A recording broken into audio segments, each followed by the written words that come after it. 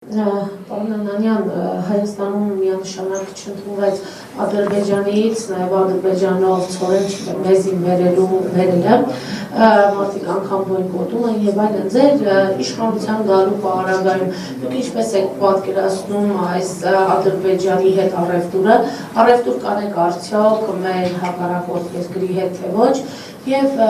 ձեր ծրագրից 7-րդ կետը կարծեմ դրամի թվայնացումը խոսքը պետական ամբողջ գնումների մասին է, դուք այդպես եք պատկերացնում, որ գնումները ամբողջ պետական ապարատի պետք է թվային լինի և սա արդյոք այդ թվայնացումը իրենից երկար ինչ-որ պրոցես, դրան անցնելը երկար պրոցես չի ենթադրում պարոն Անանյան։ Շնորհակալություն։ Միշտ հիշենք, որ տրանսպորտային փոխադրումների դիվերսիֆիկացիան ցանկացած երկրի համար բնականաբար ինքը օգուտ է։ Բայց ձեր հարցը ունի երկու կոմպոնենտ, ունի տնտեսական և քաղաքական։ Առաջինը տնտեսականը նրանում է, որ եթե դու այլընտրանքներ ես ստեղծում,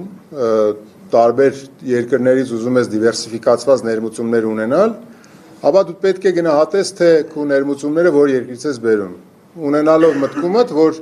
եթե դու օրինակ մենք խոսեցինք, չէ՞, մեր ռազմավարության ներկայացման շրջանակներում, որ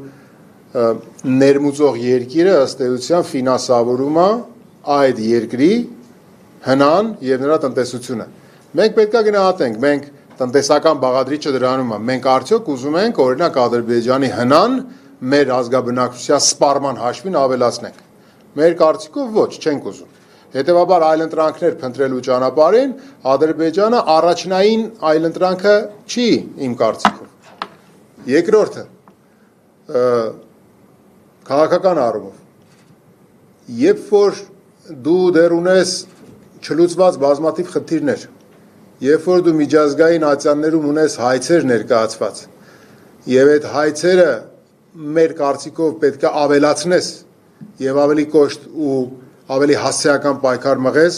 որպեսզի Արցախահայության վերադարձի իրավունքի հետ կապված ունենաս ինստիտուցիոնալ հիմք, չէ՞։ Այդտեղ դու պետք է տեսնես, որ այս քաղաքական առումով դու օգնում ես այն երկրին, որը ցեղասպանական գործողություն է իրականացնել մեր հայրենակիցների նկատմամբ, դու թույլատրում ես, որ ինքը ըստ էության իր այդ վարքագծով ինչ որ այլընտրանքային պատկեր ստանա, ստեղծի, այսինքն փակի, չէ, ու բարեգործի բան ձեռք բերի ամբողջ աշխարհով։ Էլ ինչ եք ուզում, տեսեք, բենզին են մատակարարում, տեսեք, ցորեն իրաց տարածքով է գալիս, այսինքն այս վարքագծային դրսևորումը ինքը քողարկում է ըստ էության այն ոճիրը, որը իրագործվել է մեր ազգաբնակչության եւ մեր հայրենակիցների նկատմամբ։